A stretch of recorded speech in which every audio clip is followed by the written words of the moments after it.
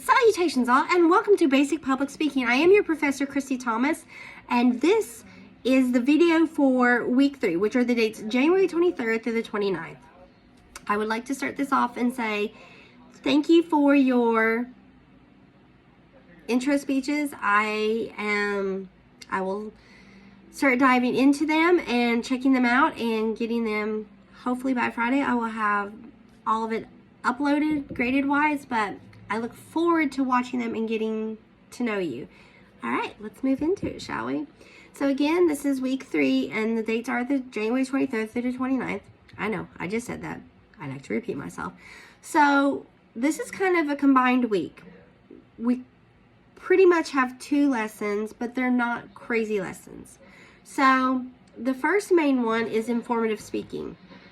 And there is a module on Blackboard. If you see me looking off, my notes are off to the side here. So when you click the informative speaking module, a lesson review document and a PowerPoint presentation will both pop up along with a previously recorded video lesson. So my hair will be different, but it all goes with informative speaking. So really check that out, because the first speech you did was informative, and the second main speech you do will also be an informative, but it's an informative how-to instructional video. We'll get into that later, but all that falls under the informative speech world. And technically your storytelling speeches, even though they're storytelling, they are informative because you're telling us something. Anyway, it is one of the genres that we discussed speech genres this previous week's lesson. So now we're going to move into, the 3 main ones we talk about in this course are informative, celebratory, and persuasive. Some scholars will say there's more than 3, and some will say there's 2. The 2 main ones are informative and persuasive, which still stem from our granddaddy of public speaking, Aristotle. I mean, Plato played a big part too, but Aristotle is the one that gave us a lot of what we still go on by now, which is the ethos, logos, and pathos, which is also in this week's lesson in the canons of rhetoric, or the rhetoric of public speaking, or canons of public speaking. Different scholars will say it different ways. So look at the informative speaking module, because it is one of the main genres of public speaking, and a lot of our speeches fall under that. So check that out. Video, Word document, and I might add some extra videos just breaking down the informative speaking genre, but I've posted for me a Word document, a PowerPoint, and a previously recorded video lesson breaking down informative speaking. Now this is where the fun part comes in. I just clicked 1,000 windows that went up and down and all around. What we're going over, I have it labeled on Blackboard. It's a module called Canons of Rhetoric of Public Speaking. So there'll be 2 new modules opened up this week for our lessons. That's informative speaking and the Canons of Rhetoric and Public Speaking. When you pull up Canons of Rhetoric and Public Speaking, I've put 2 documents there. One is Public Speaking Canons and their Rhetorical Triangle. This just breaks down the 5 different canons. Real quick, let me pull that up so I can. The 5 canons, or 5 elements, if you would, are invention, arrangement, style, memory, and delivery. These documents that I have provided tell you, or give a quick note. Yeah, a quick summary. There we go. A brief summary, there we go, of the elements. Again, that's invention, arrangement, style, memory, and delivery. It breaks them down. It discusses them. And the other document that falls in it is called 5 Canons of Rhetoric and Public Speaking. It breaks it down not only in public speaking genre, but also if you were to break it down in the writing genre.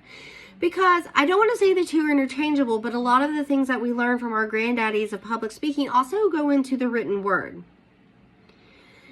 There's an assessment assignment, and I say assessment, and it will be due, this is a different due date. Normally I do Sundays, but this assessment itself is just going to be due by midnight on Friday. So by Friday, January 27th, the Canons of Public Speaking Assessment is due. This assessment is literally just based off of what you are reading, what I've put out in the documents on public speaking, on the canons, the elements of public speaking itself.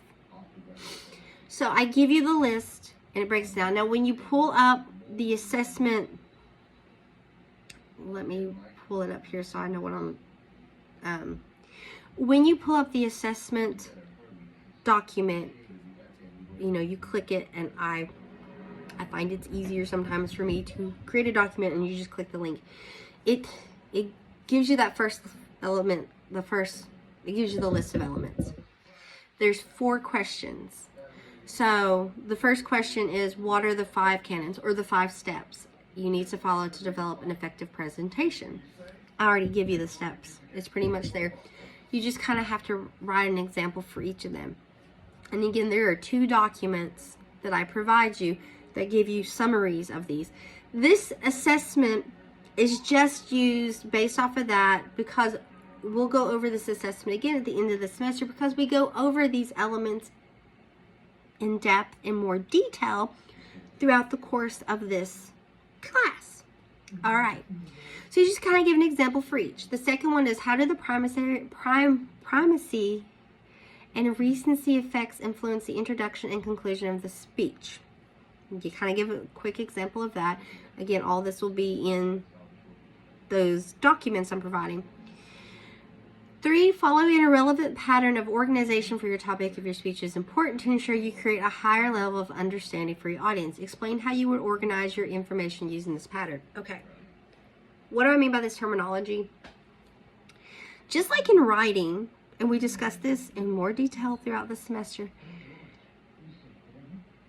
if you're doing a report, or if you're creating a report, or you're doing your own writing and you're giving a synopsis, we generally have an outline. So say you've read a book, or you've watched a movie, or you've watched a television series, and you're asked to give a review or an outline. That's the same thing. That's what this is talking about here in number 3. How would you arrange your information? So if you're giving an informative speech, or you're telling us how to do something, or maybe you're talking about this really great film, or perhaps you're giving us a speech on why there should be wider lanes on 13th Street. Is it 13th Street or 13th Avenue? 13th Street. That street there from about Dairy Queen to Tim Hortons. I don't like driving it, especially when there's a lot of cars. Excuse me. I've lost my voice last weekend. It's not back 100%, so that's why I sound really raspy on this video. Bear with me, folks. That's what it's asking here. Just talking about how you will organize your information using this pattern. And that's just based off of this preliminary info. Again, we'll touch base. We'll go back over this at the end of the semester, because we have a section lesson just on organization and outlining. So, folks, with this assessment, it's not a make or break you. It's not a, oh my gosh, I don't know, you know. It's just to see where we are now. And then we're going to look at it again, the exact same questions at the end of the semester, and see what has changed in your perspective. But this is just based off of the brief information I'm giving you at the beginning in this little snippet. And the very last question is, what value do oral citations bring to a speech? It's what do you think? What value do you think oral citations? And if you're confused on oral citations, the best example I can give of that, if you think of the news, if you watch the news, be it a local news channel or a larger news channel, think of reporters when they're telling you a story. They may give you a direct quote from someone, or they may give you an assemblage, or they may give you a statistic, or they may give you a quote, or they may give you a blurb, or whatever the case may be here. That's the best example of oral citations. You know, that I can give you. So you just need to tell me what you think the value is of this. So again, this is just an assessment based off of what tidbit of information you have up to date that I have opened up. This stuff, these elements, these canons of public speaking, of presentation and research and all that, and preparing, we go into depth throughout this course. We dive deeper. So again, we'll touch base on this again toward the end of the semester and just see what changes. All right, so again for this week, week 3, hold on, I'm pulling up there'll be 2 modules that are, 2 new modules open. Informative speaking, check it out because it is one of the main genres of public speaking that we just discussed in the previous week. And a lot of our speeches fall under it. So it gives us that, and it gives us more of the basis of the history. You know, when we talk about speech genres, we touch base on history. And I posted in the Let's Get Started module both Word documents and videos about the history of public speaking, because all that falls in, you know, how many, you know, hundreds and hundreds of years ago, this information was created that we still kind of go by today. We just give it different names. Anyway, so informative speaking, and the second one is the canons of rhetoric and public speaking. That'll have 2 Word documents.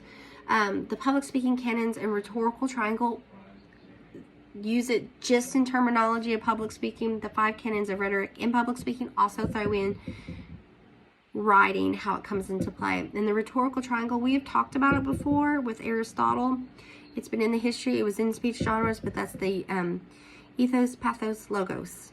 I'm sure I'm not put them in order, but that's the 3 in the triangle. So all that falls into play. And the assessment, again, that's due Friday by midnight. And it says on there, 1/27/23, 11:59 p.m. That's when this assessment's due. So I don't want you to freak out and be like, I don't know. You know, this is just to see where we are and how we're going to go. All right, folks. Any questions or concerns, get back to me as soon as possible. I'll start working on grading your speeches. I can't wait to watch them and get to know you. Anyway, I hope that you have an amazing week. Thanks so much. Bye.